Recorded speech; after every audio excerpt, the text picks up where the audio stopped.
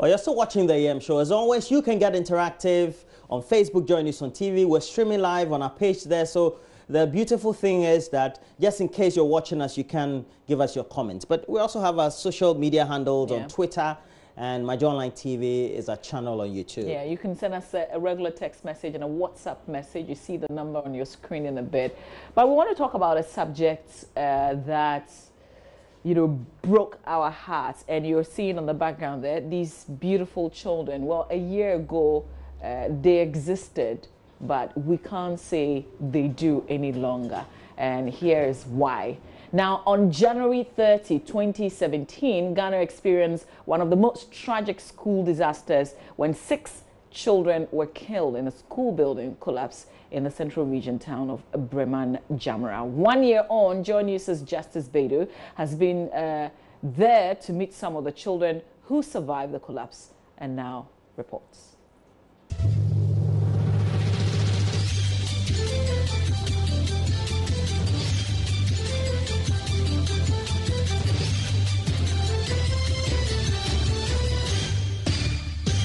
Hello, good afternoon and welcome to the Midday News. 4 children feared dead after school building collapsed on them at Breman, Esekuma in the central region. We'll get details live from our reporter over there. 4 children are feared dead after school building collapsed on them at Breman, Esekuma in the central region. Several people are injured and are said to be receiving treatment at the Breman Esekuma hospital. Let's go live now to the girls.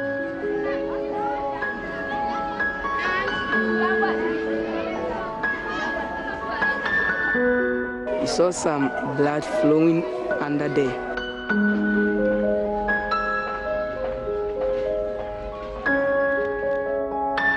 I was scared because I knew that when I come to school, my school building can collapse and kill most of the students as here.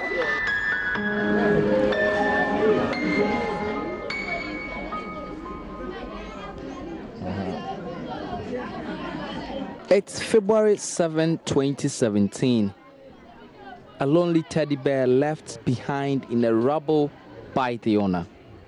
The child who owned it, it seems, had no time to take it along as the school building he was studying inside came crashing on her. Nobody knows who she was, but this is what remains at the site of Ghana's worst school disaster in years. 6 girls dead and 10 others injured. Among the dead, Christiana Annan, 6 years, described by her mother as her heartbeat. Esther Mensah, also 6, who wanted to be a nurse.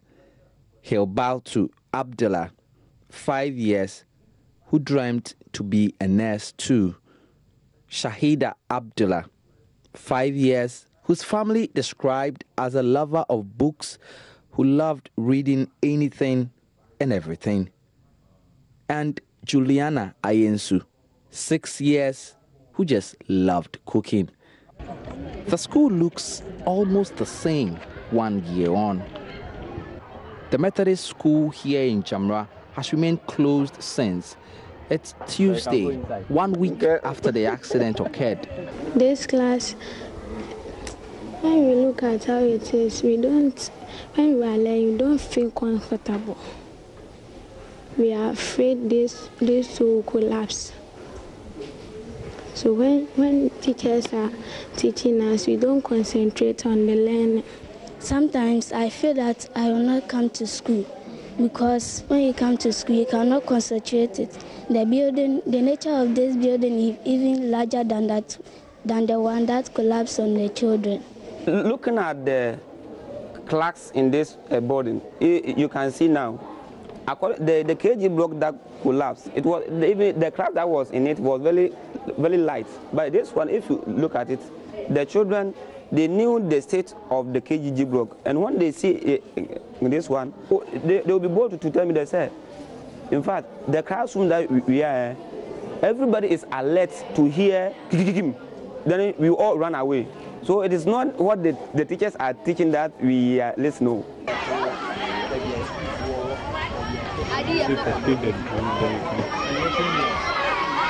On Monday, February 6th, it reopened for the first time.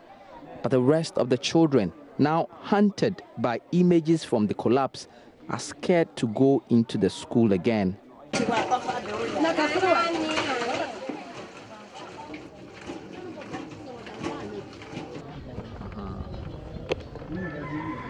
Compared with other villages in rural Ghana, Breman Jamra is a big town.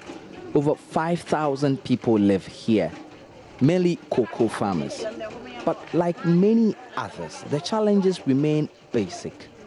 Lack of access to water, health, and basic. It's not hard to find out why casualties from this disaster was that high. There's no mobile telephony network here, and so no one could even place a call when the accident happened. And so the day came and passed by, lives lost in cold blood. It's been a year since this disaster happened. I've come back to meet the children who survived Ghana's biggest school disaster of all time. The tears of a mother on her dead child's grave. She stands as if she's come to visit her little daughter. It's now a year since Shaida perished along with 5 other children who are buried in this grave.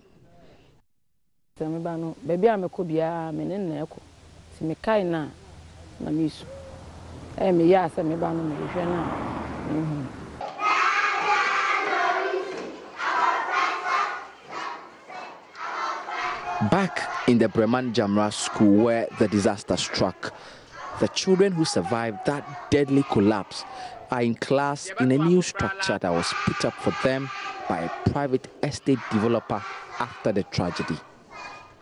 Many of them still live with the memories.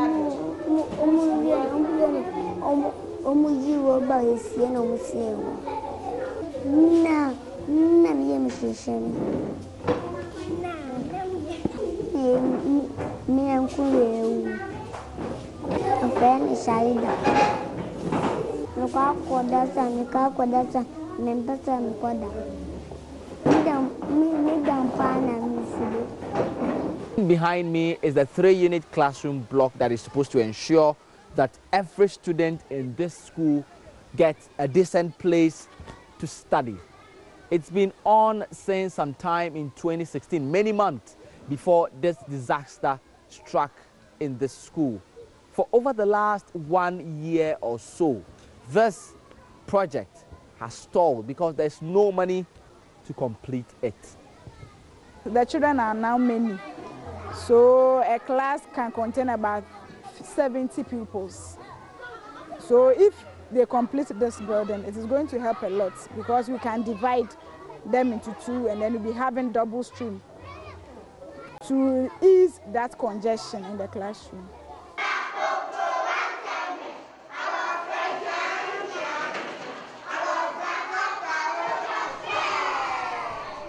The children of Jamra, the lucky ones who saw their friends killed by a falling school building, may be thanking their lucky stars a year on. But government has done little to prevent any such disaster from happening again.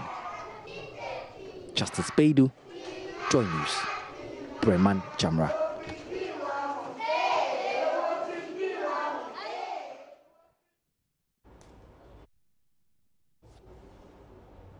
We should remember it's a tragic story that is a replica of the conditions that are widespread in some rural communities in our country, in which schools are in very poor state, dilapidated state, where they have structures that could collapse at any point in time. Even at urban centers, Roland. Yeah, and that's what really happened that fateful day. And unfortunately, we had to lose 6 lives. Yeah, 6 beautiful children. They would have been a year older. Definitely. At this time. Yeah. Well, may their soul rest in peace. And we know that, well, we still have to commiserate with their families. I think what is most heartbreaking also is the fact that we haven't seen government intervention in all these. It was a private developer that put up the structure that these school kids, those who survived this tragic incident, are living in today. And we will speak to Justice Beidou. He's the man who's been following this, who brought us this total recall, who visited the community. But we're going to activate the phone lines. We want you to join us with your views and your thoughts. So you can give us a call, 0302-211-6912, 0302-211-6912. Give us a call. Is the hashtag Remember Jamra. We're remembering the 6 children who lost their lives only because they went to school, really, only because they went to school. So if you've got anything that you want to share with us, we're available. Just give us a call now, 0302-211-6912. We're going to talk to Justice Beidou as well. He followed through with Roland a lot of the promises and the things that were said after. Just like it happens when a disaster occurs, we have authorities giving us reassurances and telling us things, but they end up not doing anything. So we're going to ask Justice, as he's been following through with this since it happened, what they said and what they've done, because he's been going to the ground. And he has the first point of information, really. Yeah. Okay, so please, as you get interactive, let us know what you think as always. And remember that you can always talk to us on Facebook, or give us your message on Facebook, JoyNews on TV. And then we also have our Twitter handle at JoyNews on TV. We have Samson Avoka, who is giving us a call from the Upper East region. And, well, he is calling from Zabela. Good morning to you, Samson. Oh, good morning, Mr. Roland, and Happy New Year. Many happy returns. And thank you so much. Well, the main question will then be, can you relate with the residents, the parents, and this very incident that took place at Breman Jamra? In fact, it's a sad story seeing these young little girls looking helplessly in the hands of the state. And I don't know, if I was someone who is in authority, I don't think I've even sat down and wait for someone, a state developer, to come and put infrastructure for the rest.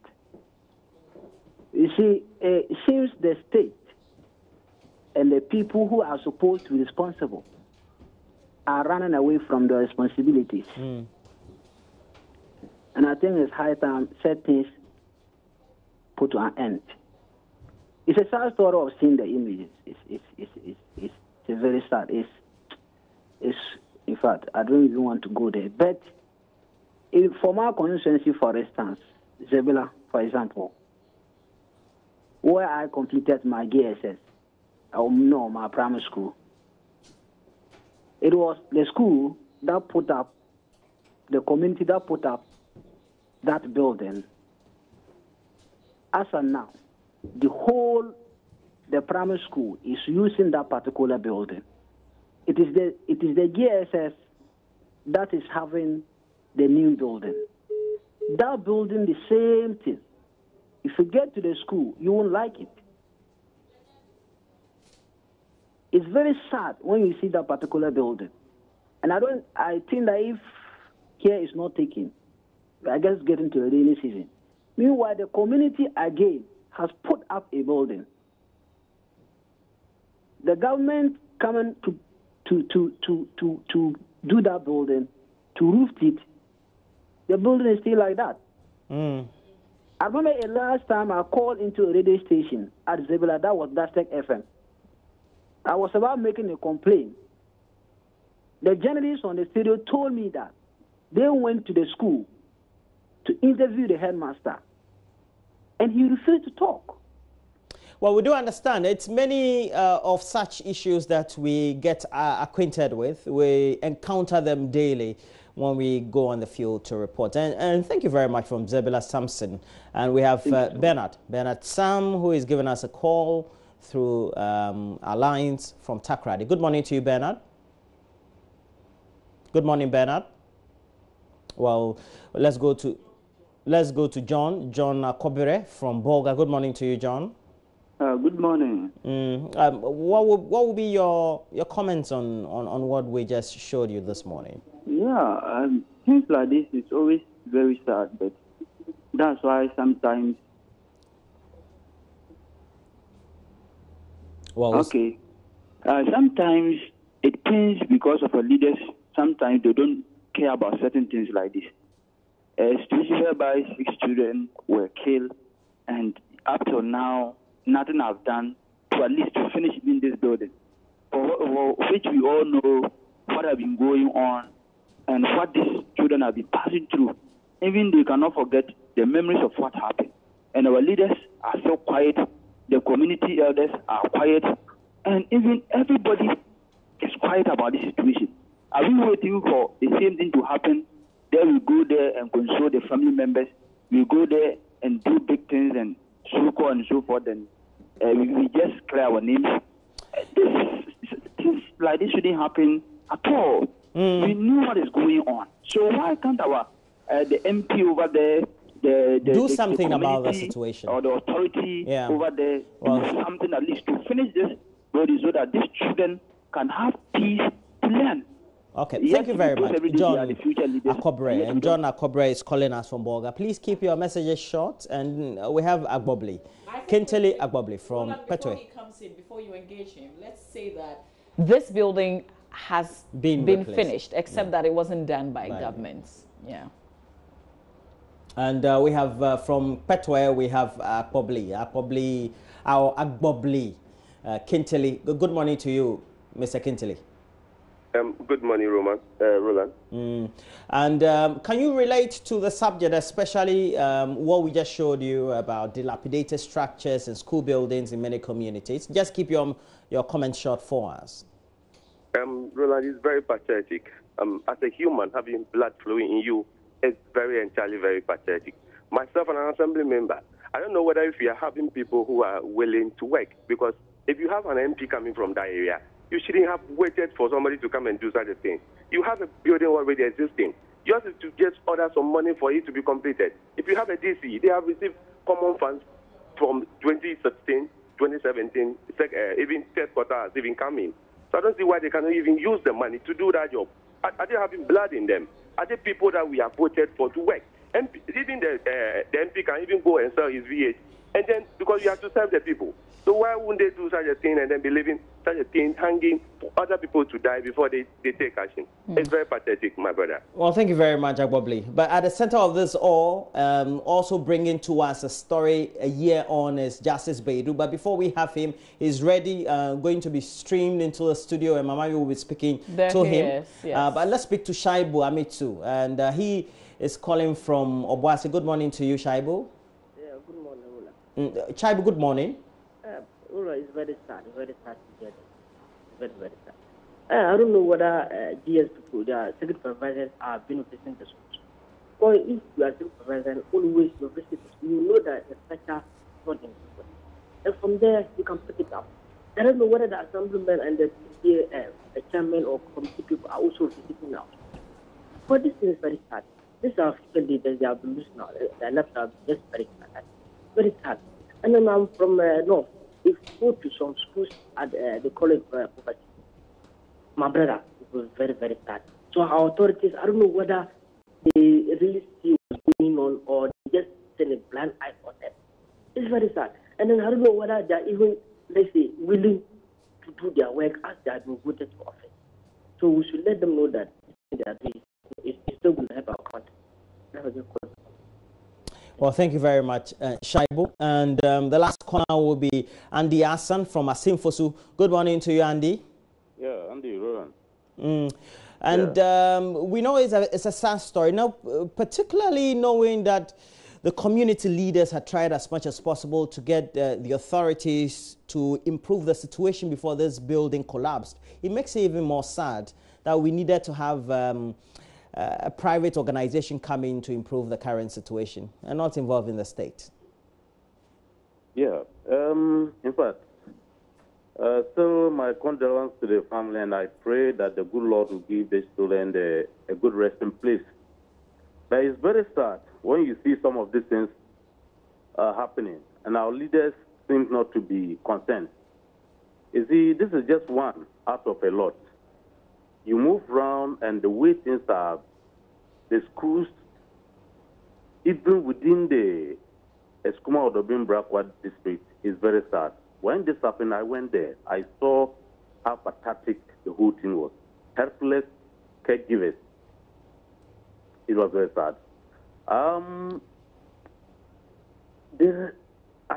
want if the media could start tackling the leadership, the MPs, the DCs, and what have you.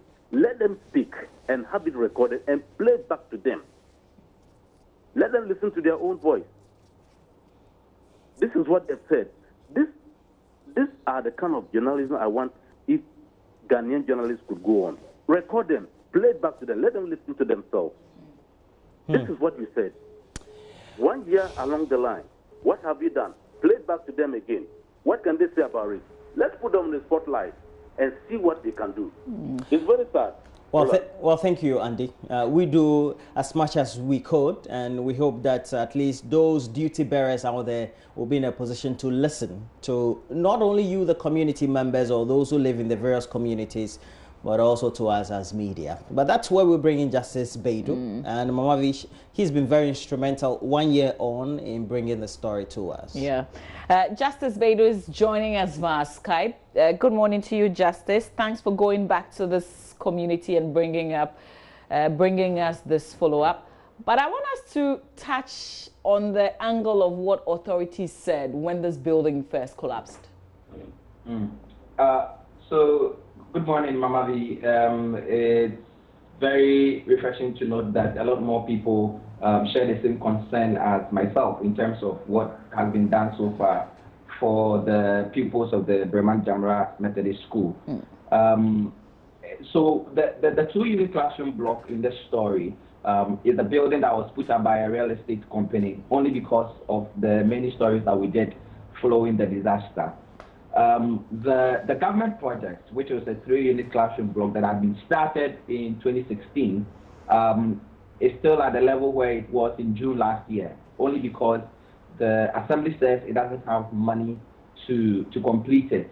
And what the situation is in the school now is you have as many as 70 pupils now in a class because there aren't enough spaces where the teachers could get everybody to go. In June last year, the Minister of Education said in Parliament that government was going to commit, we're actually going to need about $200 million in order to be able to solve the problem of school structures like the one that killed the 6 children in Jamra in January last year. The truth is that the issue of death-trap classrooms is not a problem only in Breman Jamra. I have traveled literally to every part of this country, and I've seen structures that are worse than the one that killed the children last year. And so it's a major national crisis, if you ask me.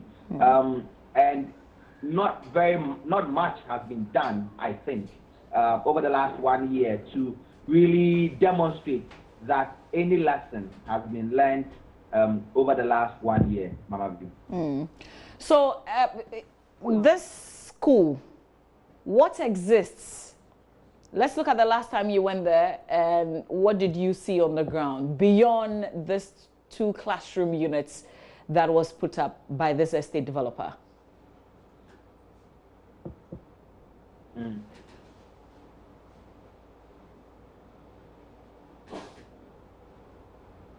Okay, we seem to have... no, we've got to work on our connection. and then we will join Justice a bit later on. We're talking about the situation with the school structure that collapsed a year ago, and a year on, we're talking about the souls of the beautiful children lost in this tragic incident, but also what is left to do, and hopefully we can get a better connection with Justice so that we can look at what is left to do, and then we can begin to hold authorities properly accountable. But some of you are sending messages, and here's one that came through. Abudu Joseph from Chifohimang, simply just saying, may the souls of these children rest in peace. If you've got a message, you can also send it to us. And then we will share it with everybody else. We've got to take a break. There are more conversations that we will have here on the AM show. Stay with us.